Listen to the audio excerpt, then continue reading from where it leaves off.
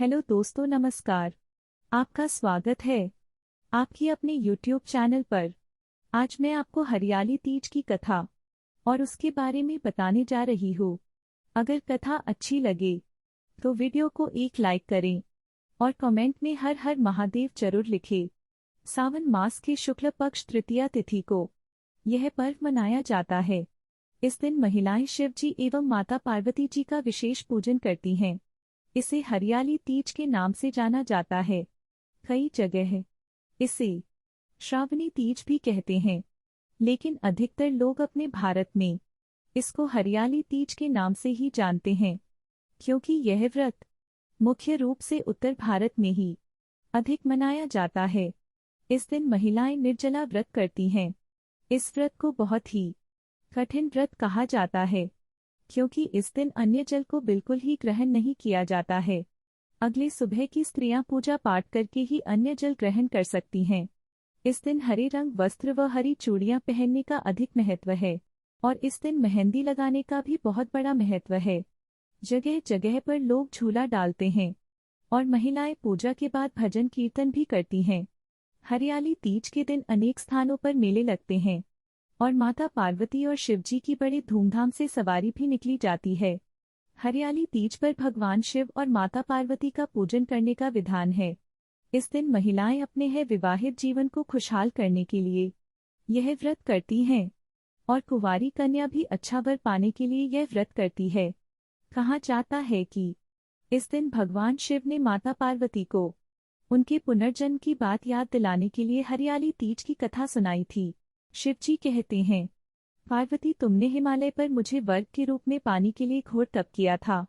अन्य जल त्याग, पेट खा, सर्दी गर्मी बरसात में कष्ट सहित तुम्हारे पिता दुखी थे। नारद जी तुम्हारे घर पधारे और कहा, मैं विष्णु जी के भेजने पर यहाँ आया हूँ। वह आपकी कन्या से प्रसन्न होकर विवाह करना चाहते थे। अपनी राय बताए पर्वतराज प्रसन्नता से तुम्हारा विवाह विष्णु जी से करने को तैयार हो गए।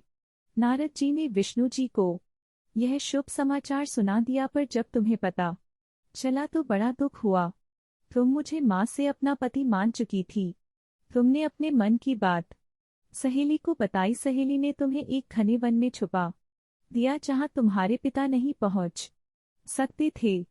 वहाँ तुम तप करने लगे। तुम्हारे लुप्त होने से पिता चिंतित होकर सोचने लगे, यदि इस बीच विष्णु की बारात लेकर आ गए तो क्या होगा। शिवजी ने आगे पार्वती से कहा, तुम्हारे पिताजी ने तुम्हारी खोज में धरती पाताल एक कर दिया, पर तुम न मिली।